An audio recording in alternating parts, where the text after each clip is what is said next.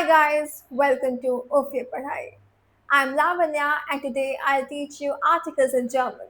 The definite, bestimmter Artikel and indefinite, unbestimmter Artikel.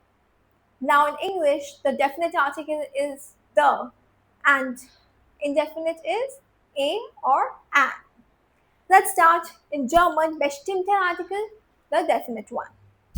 Masculine nominative, there, are ending. Masculine accusative, den. Masculine dative, dem. Notice the endings. Feminine nominative, the. Accusative, the. Same. Our dative, there.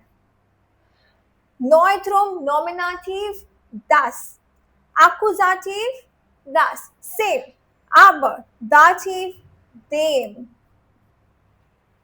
Change in ending. Plural nominative, the. Accusative, the. Same.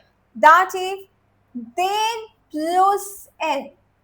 Plus n means that whatever the noun will be, it will have an additional ending of n. But if the noun already has n, then we won't add an extra n. Let's have a look at the example. See, die Kinder. Die Bücher gehören den Kindern. Notice the n ending. Den Kindern. Unbestimmter Artikel, maskulin Nominativ ein, Akkusativ einen, Dativ einem. So, we change over here en and em. Feminine Nominativ eine, Akkusativ eine. Same. Dativ einer.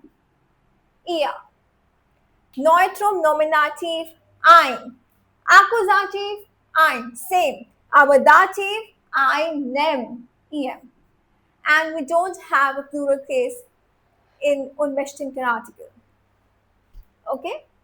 So what have we noticed? That major ending changes are there in the dative case and masculine. Now let's do the example. Unbestimmter Artikel, ein Apfel. Zum Beispiel, ich esse einen Apfel. Akkusativ unbestimmter Artikel, einen. So I hope you have understood the usage of these articles. If you look over here, ich esse einen Apfel, einen ending, and die Bücher gehören den Kindern. So den Kinder plus n, Kindern. Right? So I hope this concept is very clear. It's very simple. You just need to memorize a little bit. You can do that easily. Thank you so much for watching till the end. Please subscribe to my channel, like and share my videos. See you in the next lesson. Bye bye.